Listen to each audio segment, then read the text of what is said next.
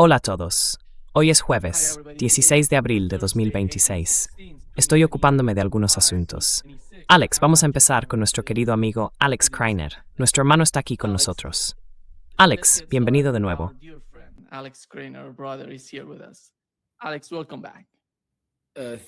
Gracias por la invitación, Nima. Siempre es un placer acompañarte. Y un saludo para todos desde Croacia.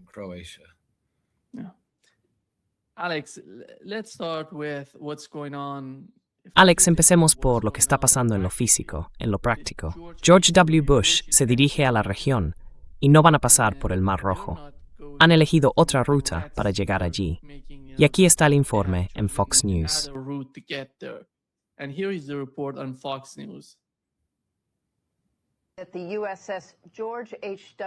El grupo de ataque del portaaviones USS George H.W. Bush, que zarpó de Norfolk en Virginia el 31 de marzo, tuvo que rodear el extremo sur de África tras las amenazas de los hutíes de atacar barcos en el Mar Rojo y cerrar el estrecho de Bab el-Mandeb en solidaridad con Irán.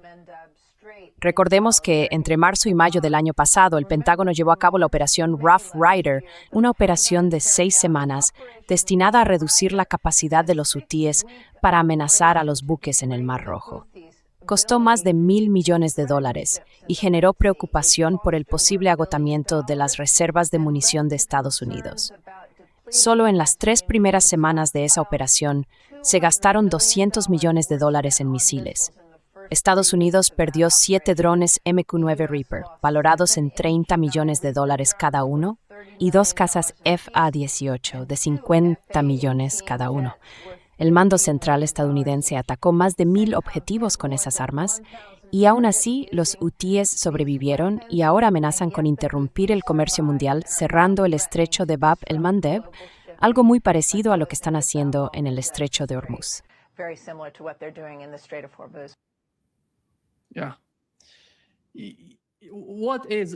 Sí, ¿qué pasa, Alex? Porque hemos sabido que la otra opción sería enviar 10,000 soldados más a la región. Y hay algunos rumores de que el NIC está pensando en una invasión terrestre. Por parte iraní, lo que supimos ayer mismo es que dijeron, adelante, si queréis empezar una invasión terrestre de Irán, nadie saldrá con vida de eso. No vais a sobrevivir si lo hacéis. Y además está el bloqueo en marcha. ¿Cómo entiendes tú la situación actual?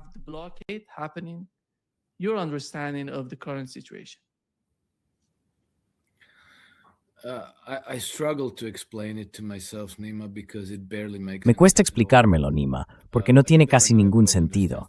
Creo que a estas alturas todo el mundo entiende que Irán es un país enorme. Tiene más de 92 millones de habitantes, un ejército de más de 1 millón de hombres y una costa larguísima, con un terreno difícil y montañoso. ¿Qué vas a hacer con otro portaaviones que no puedas hacer con los 2 primeros? Y uno de ellos, el Gerald Ford, está fuera de servicio. ¿Una invasión terrestre? ¿Qué vas a hacer con 50 o 60 mil soldados? Sería como enviar 50 o 60 mil soldados a ocupar Europa Occidental. Es absurdo. Y me da la impresión de que la única razón detrás de todos estos movimientos es que Donald Trump no puede aceptar la derrota.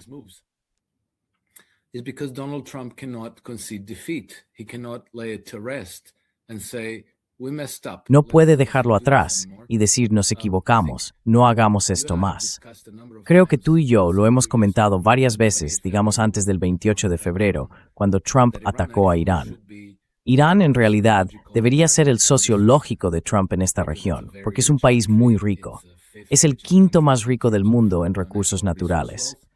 Se calcula que tiene entre 30 y 35 billones de dólares en riqueza de recursos naturales. Si uno quisiera tener una presencia significativa en esta región, debería asociarse con Irán, no con Israel, que no es más que una carga para Estados Unidos. Por eso, basándome únicamente en una evaluación racional de la situación, pensé que nunca harían algo así.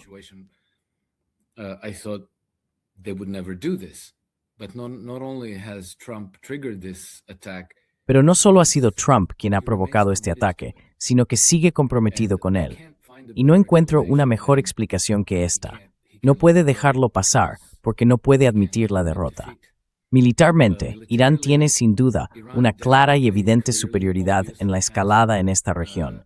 Todo el mundo lo sabía. Trump fue informado en consecuencia. Ahora sabemos que Benjamin Netanyahu ha rogado a todas las administraciones, desde la de George W. Bush e incluso quizá la de Clinton, que atacaran Irán por él. Nadie lo ha hecho, porque todos llegaron a la misma conclusión. Es demasiado arriesgado, no se puede hacer. Las posibilidades de éxito son demasiado bajas, demasiado escasas. No vamos a atacar a Irán.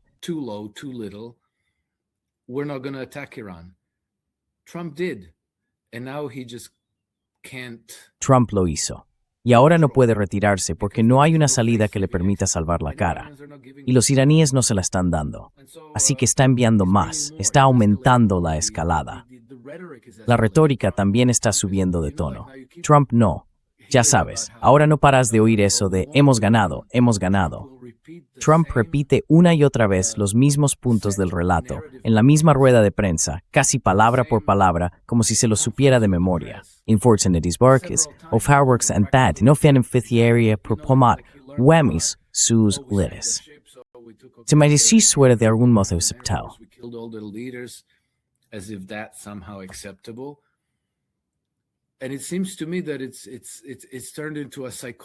Y me parece que esto se ha convertido en una situación casi psicótica, ¿sabes?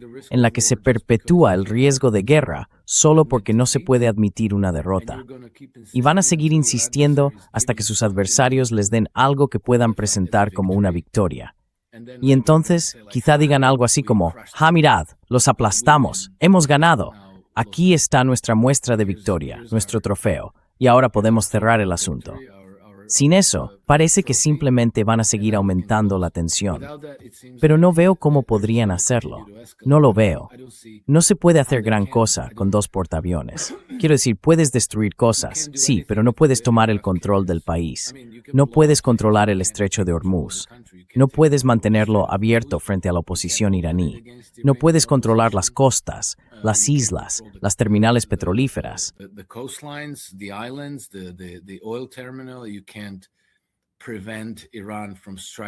No puedes evitar que Irán ataque tus objetivos en la región.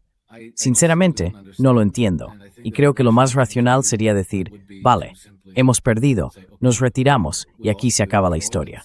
Pero está claro que no estamos tratando con actores racionales. Así que no sé hacia dónde va esto, pero para Estados Unidos no va a ningún sitio bueno. Para Irán, a corto plazo, puede ser doloroso, pero a largo plazo podría alcanzar un nivel completamente distinto de seguridad nacional si logra eliminar la presencia de su enemigo en la región. Así que para Irán, ese lema que inventaron hace unas semanas, dolor a corto plazo para beneficio a largo plazo, podría funcionarles, pero no para Estados Unidos. Para Estados Unidos, esto es dolor a corto plazo para un dolor aún mayor a largo plazo.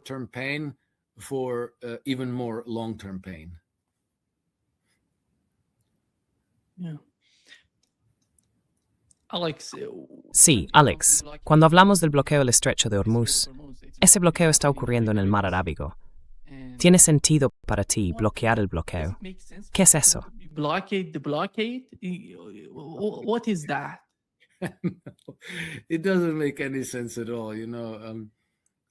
No tiene ningún sentido. El Golfo de Omán es aproximadamente el doble de ancho que el estrecho de Hormuz, así que estamos hablando de una zona marítima enorme. En tiempos normales, por el estrecho de Hormuz pasan entre 120 y 150 barcos al día, todos los días. Controlar ese tráfico sería algo extremadamente difícil. Porque, ¿qué harías? Tendrías que subirte a cada barco para inspeccionarlo, revisar la documentación, ver de quién es la carga, quién la ha pagado, quién la ha enviado. ¿Cómo vas a hacer eso 100 veces al día? Y quizá hoy sean menos, no lo sé, 30, 40, 50 embarcaciones, pero con el tiempo, el tráfico probablemente volverá a aumentar. Es imposible. Y además, en términos prácticos, es un trabajo durísimo. Puede que tengas que interceptar los barcos con otros buques, o más probablemente con helicópteros, pero aún así hay que hacerlos despegar, aterrizar en el barco, llevar a las tropas, hacer todo el operativo. Es un trabajo de vigilancia intensiva que, sinceramente, nadie se cree, ¿verdad?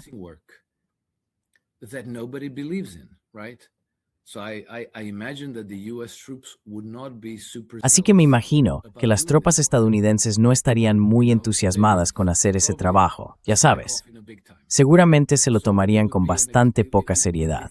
Así que, inevitablemente, sería un bloqueo muy poroso. Simplemente no va a funcionar. Puede que funcione como recurso narrativo, ya sabes, como cuando sales y le dices a tu público en casa, bueno, ellos bloquearon el estrecho de Hormuz, ahora miradnos. Lo vamos a bloquear nosotros, no ellos. Nosotros lo bloqueamos. Nosotros controlamos la situación. Es como cuando tu novia corta contigo y tú dices, no, he sido yo quien ha roto contigo primero, porque tu orgullo no soporta que te haya dejado. Y entonces insistes, no, te dejo yo. A mí me suena a eso. Es como algo de instituto. That's how it strikes me. It's like junior high school. And it's consistent with. Y eso encaja con las publicaciones recientes de Trump en las redes sociales. Cada vez suenan más como las de un adolescente malcriado que se dedica a escribir todos esos mensajes. No sé cómo llegaron a la decisión de bloquear el mar de Omán, pero ellos, mucho antes del ataque a Irán del 28 de febrero, sabían que casi con toda seguridad la respuesta de Irán sería cerrar el estrecho de Hormuz.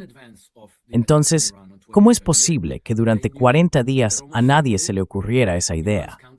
O, si en sus estudios y evaluaciones sobre una posible confrontación con Irán llegaron a la conclusión de que Irán iba a cerrar el estrecho de Hormuz, ¿cómo es que no dejaron escrito en algún sitio, la contramedida brillante será cerrar el mar de Omán?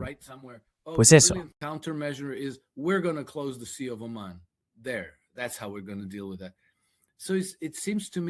Así es como vamos a afrontar eso. A mí me parece que probablemente fue una decisión tomada con cierta desesperación dentro de un grupo muy reducido de responsables políticos. Ya sabes, quizá Trump, Kushner, Witkoff y demás, y Pete Hegseth. Ninguno de ellos, por lo visto, tiene una gran capacidad para evaluar movimientos estratégicos ni sus consecuencias más amplias, ni siquiera las capacidades operativas necesarias. Porque, en la práctica, esto supone una carga enorme de tareas policiales que ahora se ha impuesto a las tropas, que ya están hartas y agotadas. No tienen muy claro por qué están allí ni cuál es el sentido de toda esta guerra. Creo que la mayoría piensa que están luchando una guerra por Israel. Pero Israel no es Estados Unidos. Ninguno de ellos juró lealtad a Israel.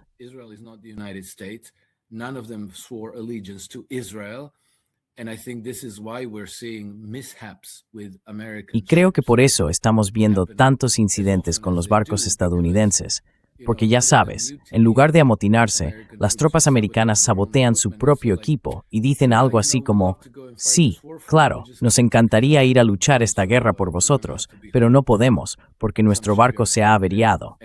Así que tienen que remolcarlo hasta algún astillero para repararlo. ¿Y dónde lo van a reparar? No sé si la base que tienen en Diego García tiene las instalaciones necesarias para arreglar sus barcos. Tal vez tengan que llevarlos de vuelta a Estados Unidos. No lo sé con certeza, pero todo esto suena a pura desesperación. Y la única razón por la que están haciendo todo esto, por lo que puedo ver, es porque no son capaces de admitir, la hemos fastidiado, nos vamos de aquí. Fue un gran error y vamos a asumir las pérdidas y marcharnos.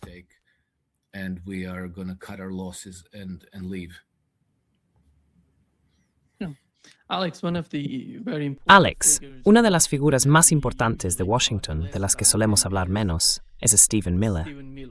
Tiene muchísimo poder en Washington. Y esto fue lo que dijo en Fox News.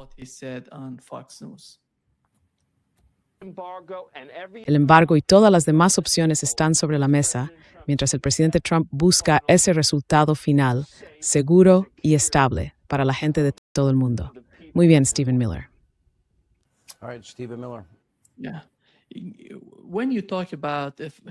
Sí.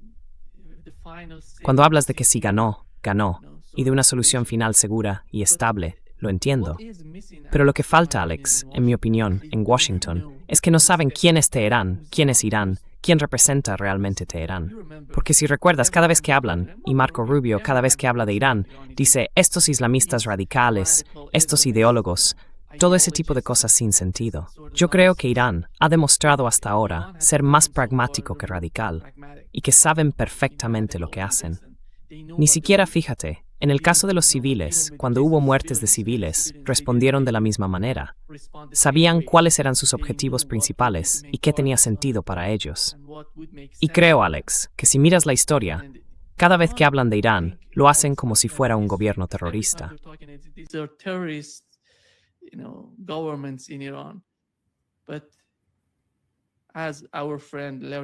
Pero, como ha mencionado varias veces nuestro amigo Larry Johnson en este podcast, si miras los números, ni siquiera está ahí. La política en Israel es el asesinato. Cada vez que tienen un espía en Irán, quieren localizar a esas personas de alto rango para matarlas, para asesinarlas. Pero por otro lado, ves que los iraníes son totalmente lo contrario. Ellos quieren obtener información de Israel. Creo que eso muestra claramente lo que está pasando en la mente del liderazgo iraní, algo que falta en los cálculos de Washington. Creo que el primer paso sería entender a tu enemigo. Tienes que entender a tu enemigo, quién es y cuál es su proceso de evaluación, cómo sienten, cómo responden. Eso es lo que falta en Washington. Nadie está hablando de eso.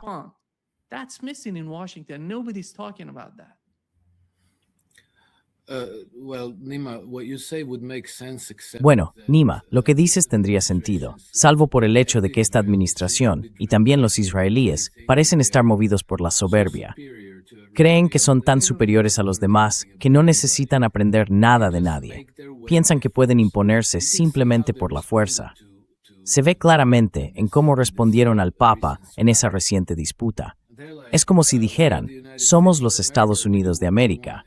Hacemos lo que queremos, y más te vale estar de nuestro lado si sabes lo que te conviene. Ese es su modo de pensar. Somos tan grandes, tan poderosos, tan invencibles, que no necesitamos perder el tiempo aprendiendo sobre esos iraníes o sobre quien sea.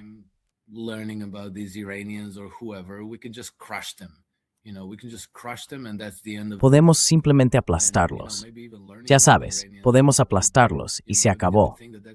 Y bueno, quizá incluso aprender sobre los iraníes les parecería algo humillante, ¿no? ¿Por qué iban a hacerlo?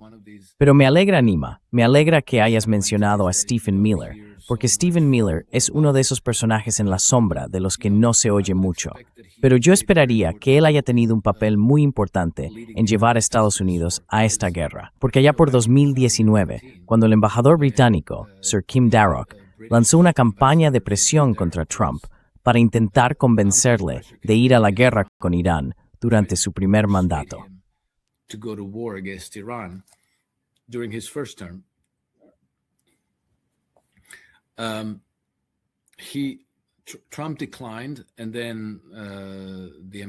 Trump se negó, y entonces el embajador se enfadó mucho porque Trump no iniciara una campaña de bombardeos contra Irán. Pero luego, en la correspondencia que salió a la luz, decía que bueno, aún podían presionar a Trump para que atacara a Irán, que podían conseguirlo. Y explicaba que eso se podía lograr rodeando a Trump, llenando su entorno de los llamados susurradores de Trump. Y después, conocimos algunos nombres de esos susurradores que intentarían empujar a Trump a iniciar una guerra contra Irán. Uno de ellos era Stephen Miller. Así que él probablemente todavía tenga ese papel. Seguramente siga conectado con las redes que querían ese resultado. Y forma parte del problema para la administración estadounidense y para el pueblo americano.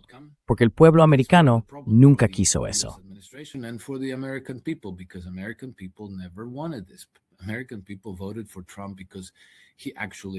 El pueblo estadounidense votó por Trump porque él prometió de forma muy clara que no habría más guerras, que Estados Unidos no atacaría a Irán.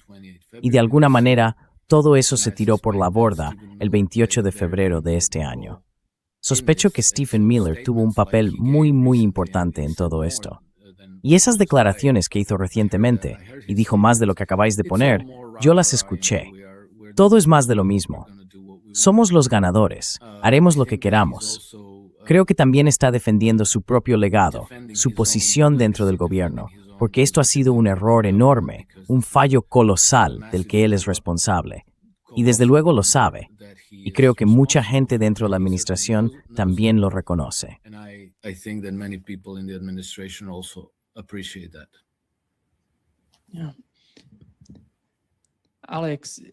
Sí, Alex, mirando a Rusia y a China hoy, Escuchaste que desde China, por ejemplo, Donald Trump dijo que, por cierto, este bloqueo, que China está contenta con eso, porque estamos ayudando a China a abrir el estrecho de Hormuz. Pero el estrecho de Hormuz nunca estuvo cerrado para China desde que empezó esta guerra. Lo han estado usando sin ningún tipo de dificultad. Irán es su socio en Oriente Medio. Pero cuando hablamos de China, ¿tú crees que están... Mehmet Pawedik, la guerra en Oriente Medio, lo ha colocado ahora en una posición muy diferente.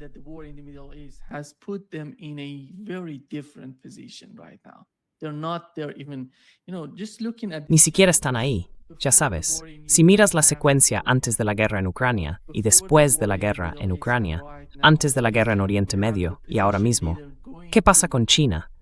Tenemos a la líder de la oposición, yendo, ya sabes, a Pekín, reuniéndose con Xi Jinping, la líder de la oposición en Taiwán. Fue allí. Ya ves. Son cambios enormes. Creo que Taiwán está aprendiendo algo de Oriente Medio, de los países del Golfo, de lo que ha pasado hasta ahora. ¿Qué crees tú que es?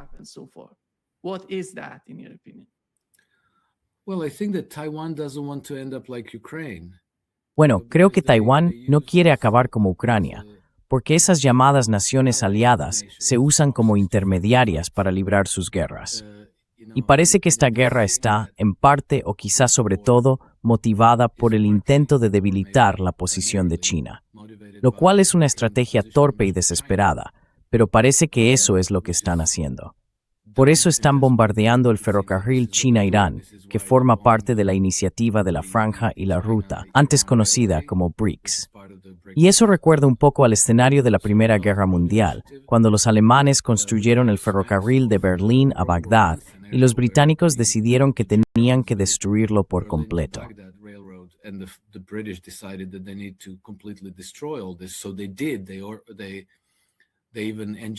Así fue. Incluso promovieron el derrocamiento del Imperio Otomano, porque gran parte de ese ferrocarril pasaba por territorios otomanos en Oriente Medio.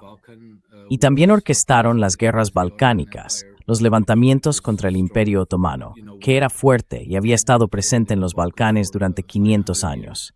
Después provocaron la Primera Guerra Mundial para destruir a Alemania, y lo consiguieron. Ahora, ese poder ya no es Alemania, sino China. Y China está construyendo una infraestructura alternativa para hacerse resistente al control marítimo de los puntos estratégicos.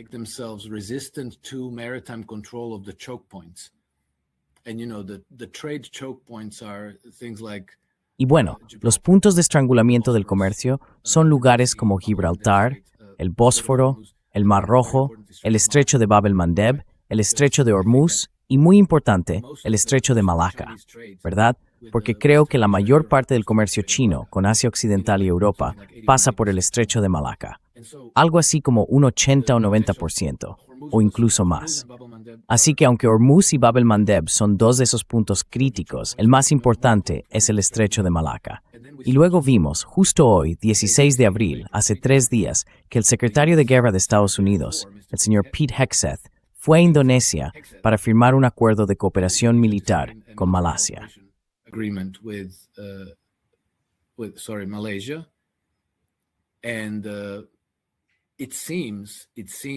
Y parece, no está del todo claro por los comunicados que vimos, pero parece que la idea es que Estados Unidos pueda tomar el control del Estrecho de Malaca para poder decir otra vez algo así como, sí, mantendremos el estrecho abierto para vosotros, pero será en nuestros términos.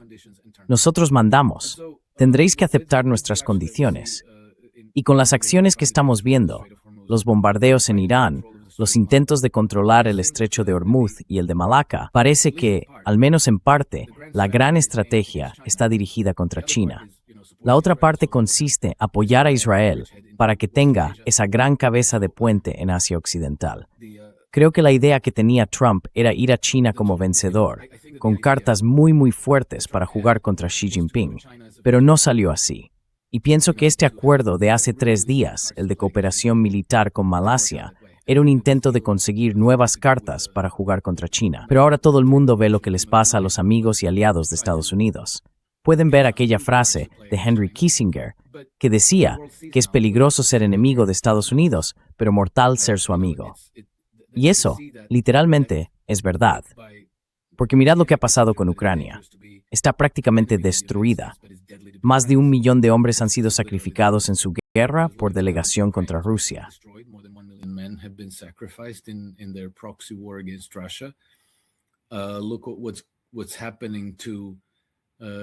Mira lo que está pasando con Emiratos Árabes Unidos, Qatar, Bahrein y quién sabe, quizá Arabia Saudí. Todos acaban sacrificados como peones en este juego. Y quién sabe, quizá los intentos de Pete Hegseth de conseguir que Malasia se ponga de su lado no salgan bien. Pero la gente en Taiwán lo ve lo que está ocurriendo y yo pienso, ¿de verdad queremos acabar como Bahrein, como Ucrania, como todos esos países que terminan destrozados, arrasados, luchando en la guerra imperial de otro? Así que mucha gente probablemente se está dando cuenta de que no podemos seguir por ese camino. Esto es. Y por eso, claro, el líder de la oposición va a Pekín para decir, queremos una reintegración pacífica con China. We want a peaceful reintegration with China. And I think that, I remember some local elections. Y creo que, recuerdo unas elecciones locales que se celebraron en Taiwán y resultó que una mayoría importante de la gente votó por los partidos que buscaban mantener relaciones amistosas con China. Así que pienso que esa ya es, probablemente, la opinión dominante en Taiwán. Y creo que, a medida que la administración Trump demuestra ser incompetente, torpe y muy peligrosa en su desesperación, cada vez más países van a darse cuenta de que no les conviene en absoluto ser los peones del imperio en este juego tan peligroso.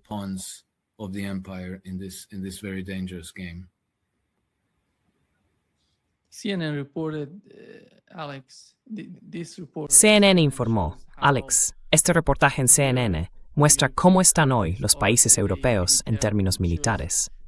Muestra que su decisión de no unirse a Estados Unidos en el estrecho de Hormuz para enfrentarse a Irán no es simplemente una decisión política, porque saben que, militarmente, no tienen suficiente fuerza para seguir ese plan.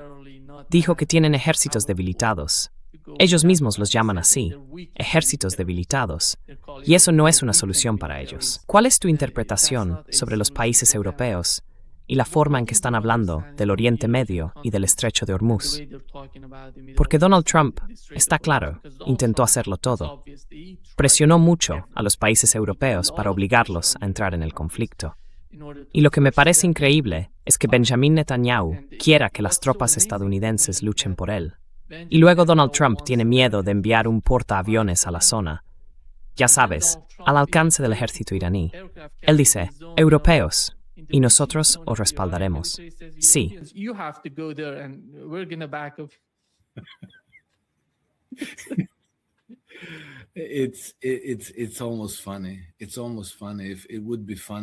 Es casi gracioso.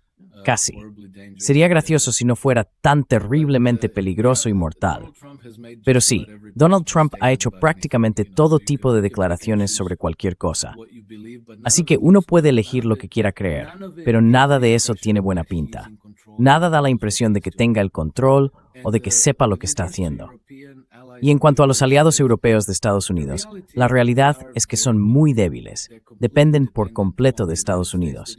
No tienen la capacidad logística para enviar fuerzas significativas a Oriente Medio y mantenerse allí, ya sabes, como una potencia viable que pueda vigilar Bab el-Mandeb o el Estrecho de Hormuz.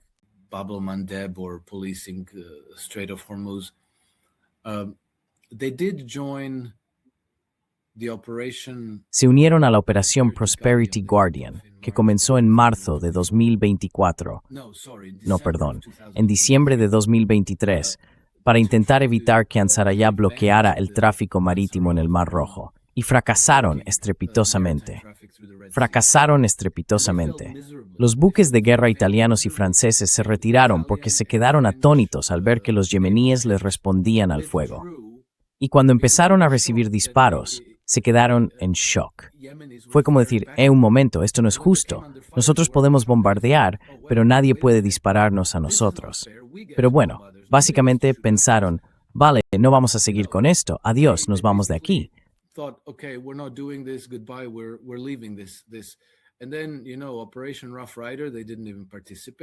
Y luego, ya sabes, la operación Rough Rider. Ni siquiera participaron. Fue el 15 de marzo de 2025 cuando Trump llegó al poder, y entonces dijo algo así como, vale, ahora vamos a bombardear a los yemeníes como nunca se ha visto antes. Pero unas semanas después tuvo que decir, bueno, hagamos un trato, porque no pudo derrotarlos.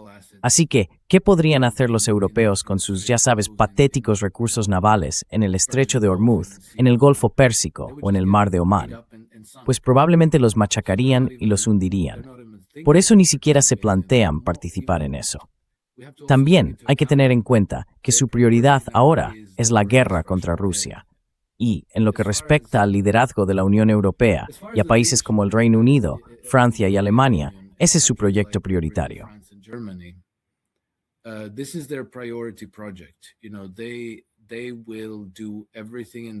Verás, van a hacer todo lo que esté en su mano para poner en marcha la guerra contra Rusia de verdad. Y recuerda, su fecha prevista, la que tienen en mente, es 2028, 2029. Para entonces, esperan estar preparados para una guerra total contra Rusia.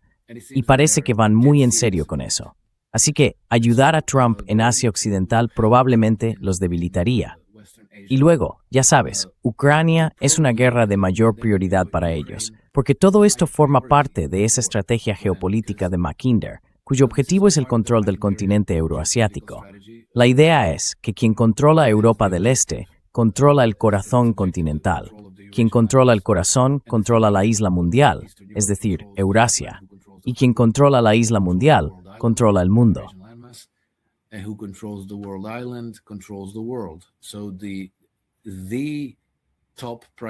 Así que la máxima prioridad está en Europa del Este, es decir, en Ucrania.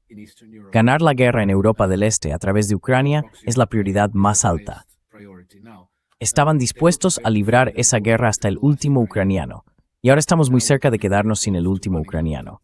Eso significa que intentarán movilizar a polacos, búlgaros, rumanos, moldavos, alemanes, franceses, británicos, a todos. Esta es la obsesión europea, y creo que esa es la razón por la que no tienen interés en engañarse a sí mismos en Asia Occidental. Prefieren dejar eso en manos de Estados Unidos. Y aunque Estados Unidos pierda esa guerra, como ya ha ocurrido, no importa. Para ellos lo cuenta Europa del Este.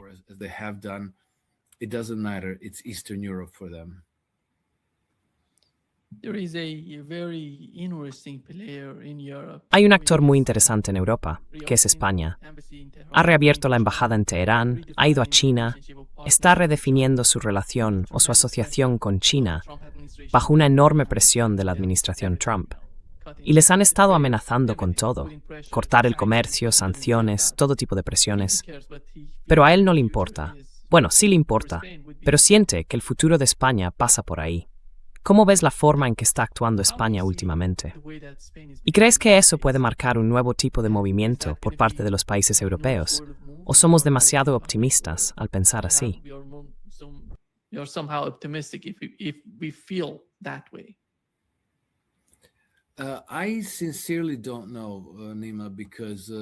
La verdad, Nima, no lo sé, porque Pedro Sánchez para mí es un personaje bastante turbio. Está diciendo las cosas correctas en lo que respecta a Irán. También está diciendo muchas cosas acertadas sobre la guerra de Palestina contra Gaza y todo eso. Así que le daría crédito por eso, si no fuera por el compromiso total de su gobierno con la Agenda 2030 de las Naciones Unidas, por inundar su propio país de inmigrantes de forma totalmente descontrolada y por aplicar un programa de censura y represión contra su propia gente. Así que, sinceramente, no sé muy bien qué pensar de España ni del gobierno de Pedro Sánchez. Me gustaría ser cautelosamente optimista, pero la verdad es que desconfío un poco de él.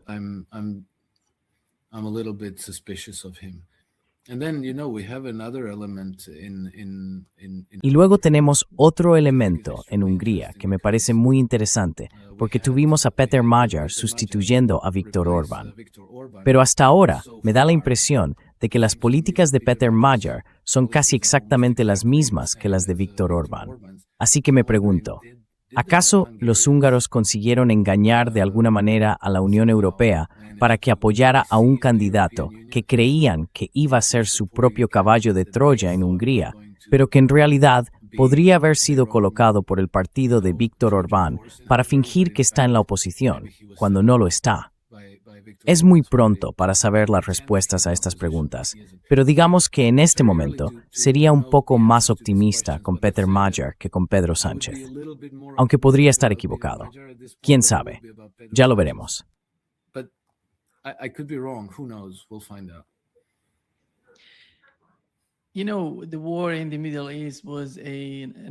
Sabes, la guerra en Oriente Medio fue una oportunidad para la India.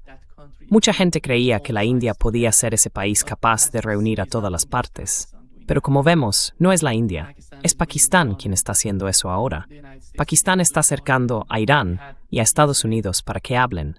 Ayer vimos a Munir viajar a Irán y pronto estará en Washington para llevar el mensaje a Washington. Y me pregunto, ¿qué opinas del papel de Pakistán hasta ahora en comparación con lo que ha hecho la India? La India, ya sabes, tiene un peso enorme dentro de los BRICS, y muchos pensaban que iba a desempeñar ese papel tan importante. Pero vemos que la India se está apartando de la escena, de la ecuación. No comentan nada. Están ahí, no sé, simplemente sin decir nada. ¿Pero eso les va a beneficiar? ¿Será un punto positivo para la India a largo plazo?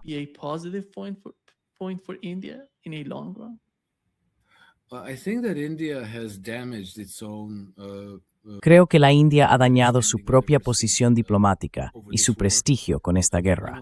Mira, en vísperas del conflicto, Narendra Modi va a Israel y abraza al maníaco genocida Benjamin Netanyahu como si fuera su gran amigo. Hay una especie de lealtad extraña de la India hacia Israel que no termino de entender, salvo por su obsesión con el Islam.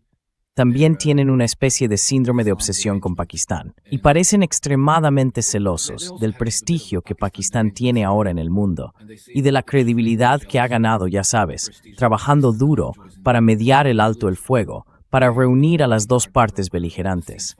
Aunque claro, la postura de Irán fue bastante dura y ni siquiera querían hablar con los estadounidenses.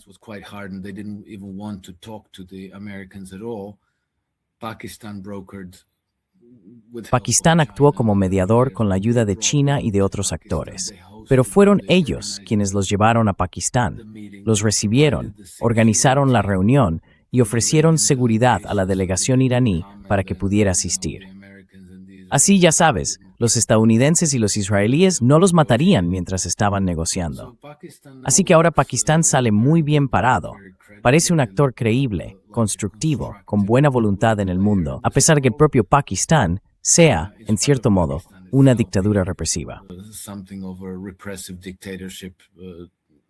Y muchos pakistaníes viven con miedo de su propio gobierno.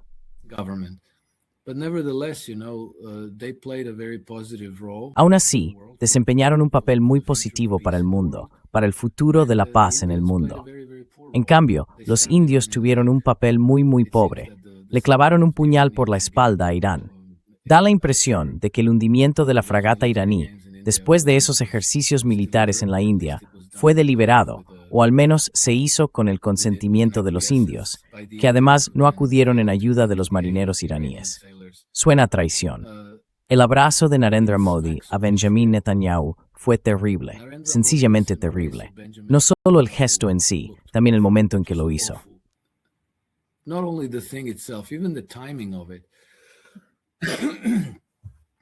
No condemnation of Israel, no condemnation. Ninguna condena a Israel, ninguna condena al genocidio. Y luego, cada vez que se habla del papel de Pakistán en todo esto, intentan menospreciarlo. Quieren hacer ver que Pakistán no merece ningún reconocimiento.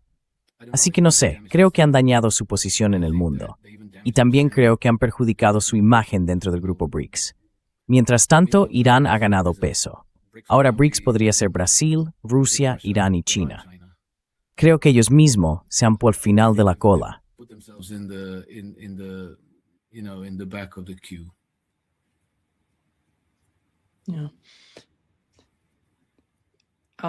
Sí, Alex, cuando hablamos de las políticas de sancionar a otros países, Scott Bessent dijo ayer que las sanciones volverán a aplicarse a Irán y a Rusia en unos días.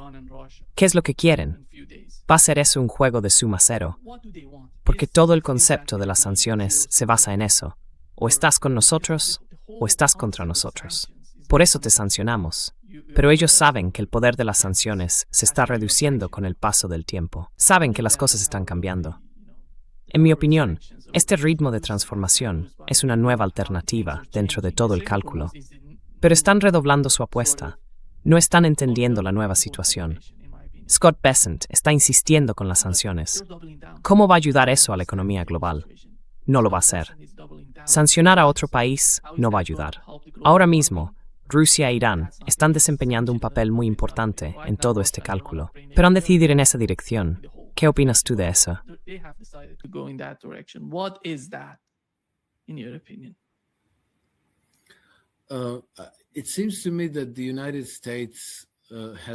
Me da la impresión de que Estados Unidos lleva tanto tiempo usando esta arma de las sanciones que ya es, digamos, como un martillo buscando clavos que golpear. Es una de sus principales herramientas, y por eso casi se ha convertido en una reacción automática. Bueno, si no haces lo que decimos, te sancionamos. Ese es el castigo. Al principio había ciertas expectativas sobre las sanciones, que ahora ni siquiera recuerdo con exactitud, pero en Estados Unidos se calculaba que si imponían sanciones a un país, casi automáticamente las bolsas de ese país caerían y se perderían varios puntos de PIB. Tenían predicciones bastante concretas sobre los efectos de las sanciones en los países sancionados. Sabían que eso pondría una presión enorme sobre los gobiernos y que incluso podría llevar a su caída si la población estaba muy descontenta. Así se fue creando un consenso sobre la eficacia de las sanciones contra los países objetivo. Sin embargo, si sancionas a Serbia o a Irak, o no sé, a Costa Rica por decir algo, economías relativamente pequeñas, el daño para esos países es grande, pero para Estados Unidos es mínimo.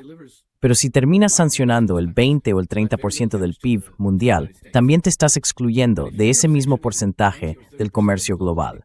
Así que, tomarse la sanción, más que sancionándose y aislándose a sí mismo. The more you end up sanctioning and isolating yourself. And so if you've come to the point of Así que si llegas al punto de decir, vamos a sancionar a todo el que haga negocios con Irán, vamos a sancionar a todo el que haga negocios con India, con China, vamos a sancionar a todo el que haga negocios con Rusia, al final lo que haces es alejar a todo el mundo de ti. Y entonces, no solo te estás sancionando y aislando a ti mismo, sino que además estás dando a otros un incentivo muy fuerte para crear sistemas alternativos de comercio. Por eso vemos que el papel del dólar estadounidense como moneda dominante en el comercio se está desmoronando. El papel del dólar estadounidense como moneda de reserva también se está desmoronando.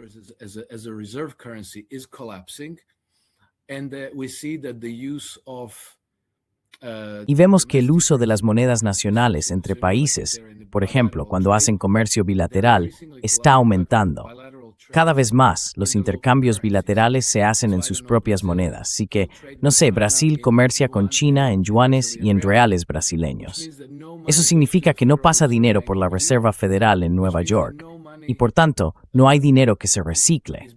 Porque claro, las cuentas bancarias de países como China, Brasil, Arabia Saudí, Rusia y otros solían reciclarse en bonos del Tesoro de Estados Unidos. ¿Qué haces si no con esos saldos? Pues a lo mejor tienes unos cientos de miles de millones depositados en la Reserva Federal.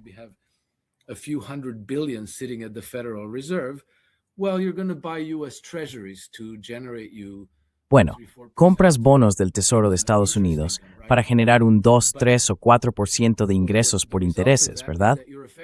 Pero el resultado de eso es que, en la práctica, estás financiando al gobierno estadounidense.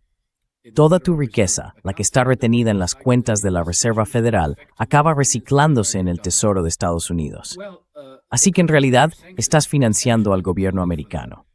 Ahora bien, los países que están sancionados y excluidos de ese sistema no mantienen reservas en dólares en la Reserva Federal y, por tanto, no financian ni al Tesoro ni al gobierno de Estados Unidos. Así que esa arma termina explotándote en la cara. Y cuanto más la usas, más te explota en la cara. Salvo que, bueno, Una evaluación racional, quizá deberíamos dejar de hacer esto, brilla por su ausencia, porque lo que hay en su lugar es una mentalidad de grupo que se ha aferrado a la idea de que podemos doblegar a todo el mundo usando sanciones. Ese modo de pensar se ha vuelto tan arraigado que ya nadie lo cuestiona. Es casi una reacción automática. ¿Vas a suministrar armas a Irán? Pues ¡zas!, te sancionamos. Y además enviamos cartas a los bancos chinos.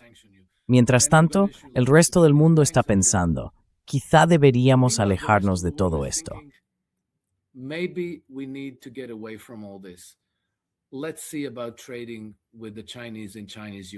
Veamos, comerciar con los chinos en yuanes, con los rusos en rublos, con los brasileños en reales y dejar a ese hegemón enloquecido que se las arregle solo.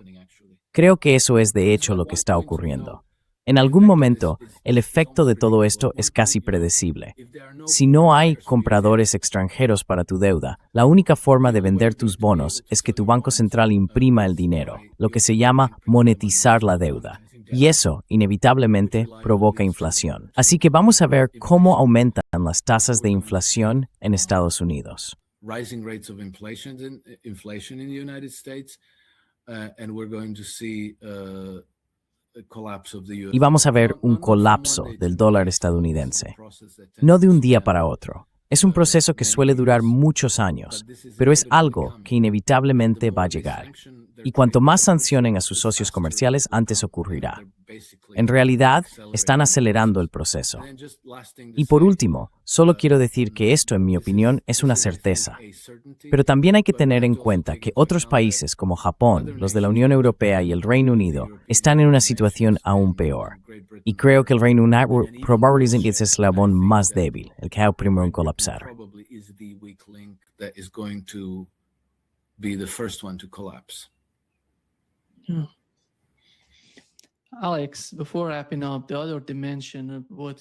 Alex, antes de terminar, hay otra dimensión en todo lo que está ocurriendo en Oriente Medio. Es ese intento desesperado por parte de los sionistas. Quieren convertir la guerra en una guerra ideológica, una guerra entre musulmanes y cristianos. Están haciendo todo lo posible en esa dirección para justificarlo. Y parece que han conseguido influir en Donald Trump. Lo han engañado o lo han convencido de esa forma de pensar. Esto es lo que informó Tucker Carlson. Here is what Tucker Carlson reported. Alex. That same tweet or truth, he used the En ese mismo tweet o truth, usó una palabrota el domingo de Pascua y luego pareció burlarse del Islam. Dijo, alabado sea Alá. Así que en una sola declaración de unas 110 palabras, pareció ofender a las dos religiones más grandes del mundo, el cristianismo y el islam. Y justo una semana después, también en domingo, el día sagrado para los cristianos, atacó al Papa, el líder de la religión más grande del mundo y de la mayor denominación cristiana. Lo atacó personalmente y vino a decir, básicamente, es Papa gracias a mí, es malo, el Papa es malo. Y luego, ese mismo día, quizá lo más curioso, lo más desconcertante de todo, publicó este meme. Fíjate en esto. En la pantalla hay dos imágenes. La de la derecha es la que él compartió, y en ella aparece él mismo, Donald Trump, presidente de los Estados Unidos, vestido como Jesús, curando a un hombre.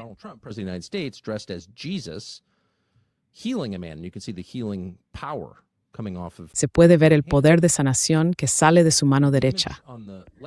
Ahora, la imagen que aparece a la izquierda de la pantalla es la original, la que estuvo circulando por Internet. Nadie sabe muy bien de dónde salió, pero lleva tiempo ahí. La de la derecha es la que envió el presidente o el responsable de comunicación de la Casa Blanca, quien quiera que se encargue de eso. Y verás que ha sido modificada. El soldado estadounidense que estaba sobre la cabeza del presidente, la cabeza del presidente como la de Jesús, ha sido cambiado. Y ahora, si te fijas bien, es un demonio, una especie de criatura alada del infierno. Así que pasa de ser una imagen que sugiere sanación y luz a una que sugiere, no sé, una escena del Apocalipsis, la visión de Juan en la isla de Patmos, el fin de los tiempos, quién sabe. Nada bueno. Sugiere poder demoníaco, porque hay un demonio en ella. Y eso fue lo que él envió.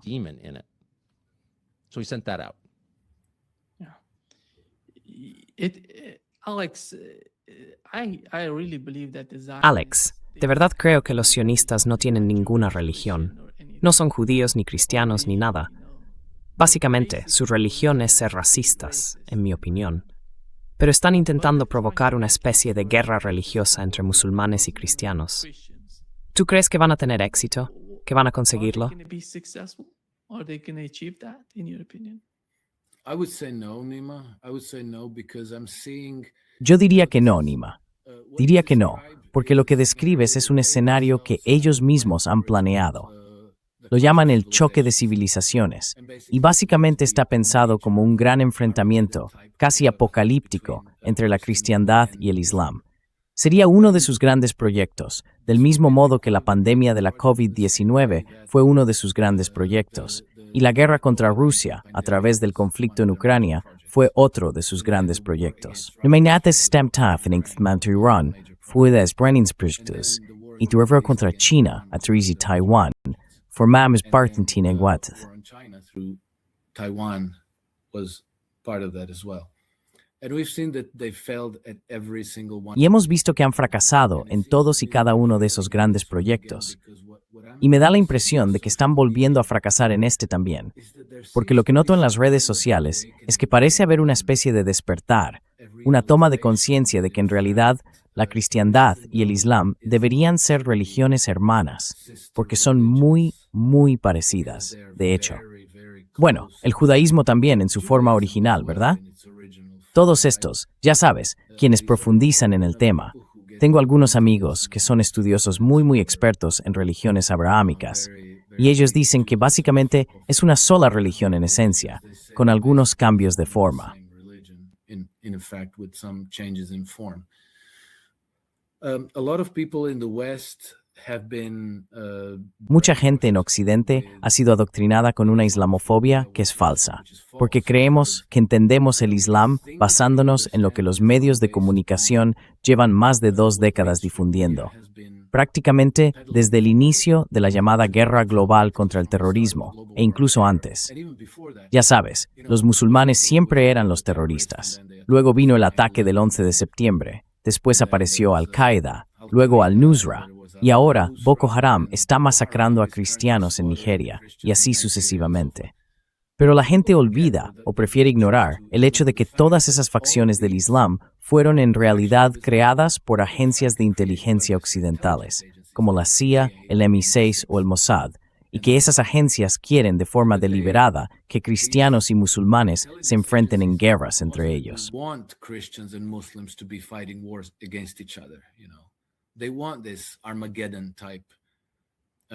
Quieren un conflicto de tipo Armagedón en el mundo. También sabemos que el gobierno británico está muy implicado en la educación en el mundo islámico, algo que ha hecho junto con la CIA, y que utilizan el dinero de las monarquías del Golfo para crear todo un sistema alternativo, planes de estudio con Coranes manipulados y libros de texto que enseñan una versión muy distorsionada del Islam. Y eso lo enseñan no solo por todo el mundo, en Chechenia, en Dagestán, en Afganistán, donde quieras, sino también en Francia, en Bélgica y en el Reino Unido. Por ejemplo, en Gaza y en Cisjordania, el gobierno británico tenía, creo, unos 30,000 profesores en nómina, y ellos proporcionaban los libros de texto que se usaban para enseñar a los niños en Palestina.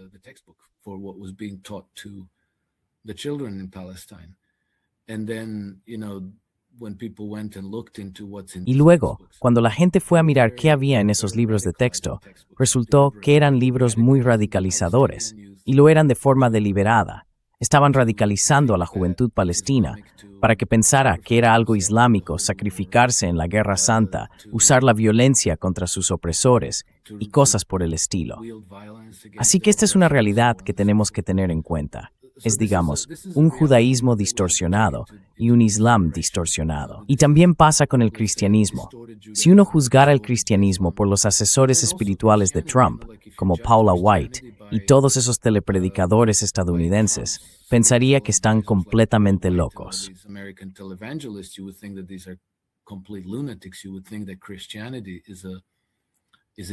Podrías pensar que el cristianismo es, en sí mismo, una religión violenta o terrible, pero eso no es verdad. Y creo que, en la corriente principal, o al menos en un gran sector de los cristianos del mundo actual, está creciendo la conciencia de que deberíamos ser realmente hermanos y hermanas de nuestros compañeros musulmanes y judíos. Así que pienso que incluso ese gran proyecto del choque de civilizaciones está empezando a desvanecerse, a escapárseles de las manos. Y creo que al final fracasará. La gente se dará cuenta de que en realidad no tenemos un buen motivo para estar en guerra unos con otros. La paz es mejor para todos.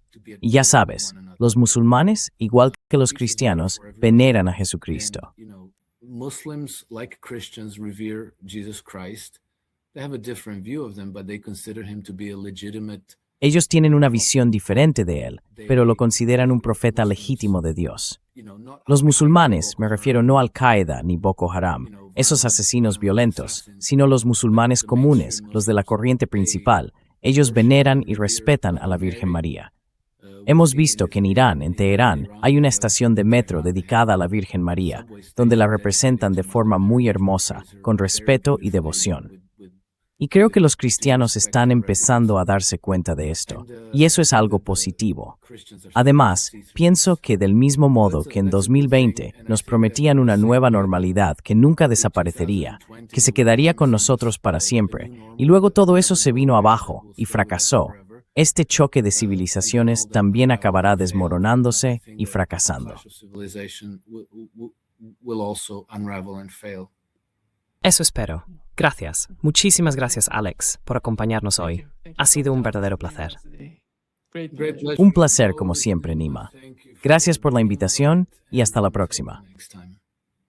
Nos vemos pronto, Alex. Adiós. Súbete. Salud. Cuídate.